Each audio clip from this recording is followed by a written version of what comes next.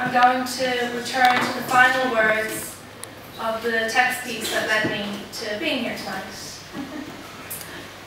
A bed of saliva, a ready-made smelting oven, a chewing cave for solids, a receptacle for liquids.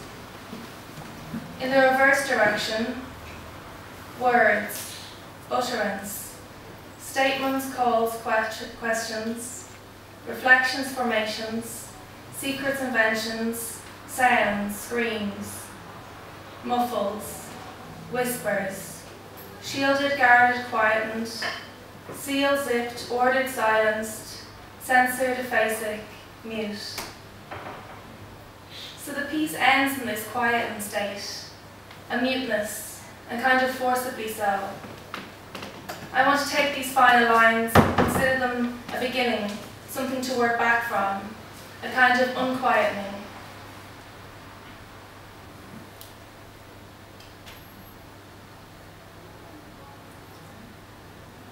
So to do this, I'm going back further to an earlier work, taking the different threads, going through my work and bringing them together.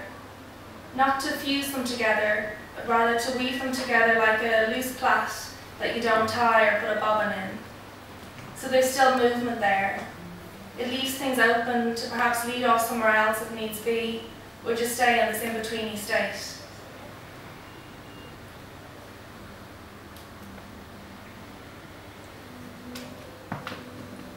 So I went back to this work called Alphabet Therapy.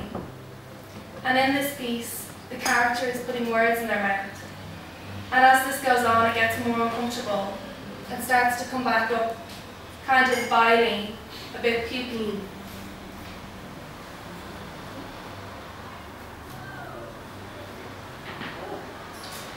From this then, some new evidence. If you stuff your mouth with other people's words, then there's no room for yours to come out. Maybe no room for them to even form, really. The words in the bowl are a book title. How to stubbornly refuse to make yourself miserable about anything. Yes, anything.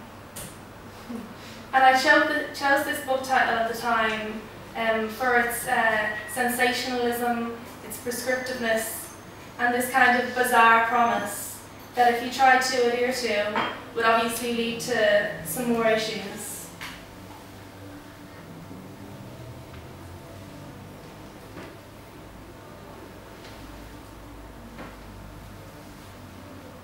So thinking about words and putting them together and putting them out reminded me of a past conversation that I'd had with a friend. He was writing and he was planning on a future of more writing. And I was curious and I asked him this day, was he apprehensive or anxious about anything that might come out when he wrote? And he said that he was more scared of what would happen to him if he didn't write, if it didn't come out. That perhaps if it stayed in there, it would fester and grow into something else.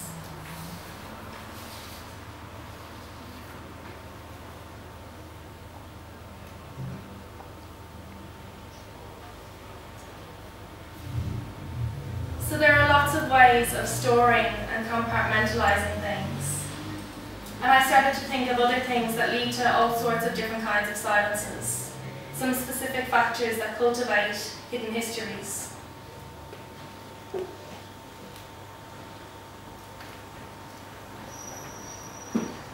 And what I came up with were three things: shame, stigma, and fear.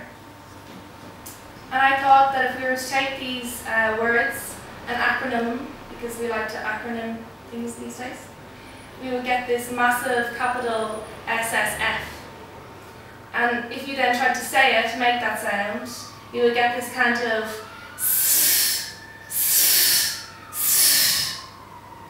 oh shit.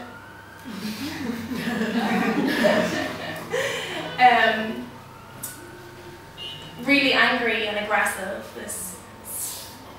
And I think that what it's saying is shut the fuck up. Don't even think about it. Don't even think about saying anything. So this brings me to a quote from Jo Spence.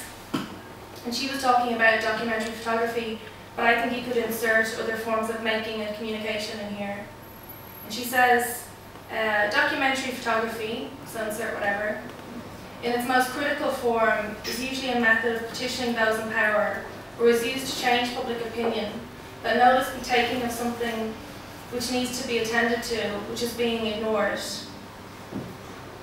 Only by using photography, insert whatever, to ask new questions, can we then begin to understand the systematic denial of the reality and fantasies of groups and individuals who have plenty to say, who have been silenced, or who are still fighting to speak. Another quote from Laurie Anderson. In her track The Salesman from the spoken word album The Ugly One with the Jewels, she says, as an artist, I've always thought my main job was to be a spy, to use my eyes and ears and find some of the answers. So I guess I see the job more as that of an investigator than a spy.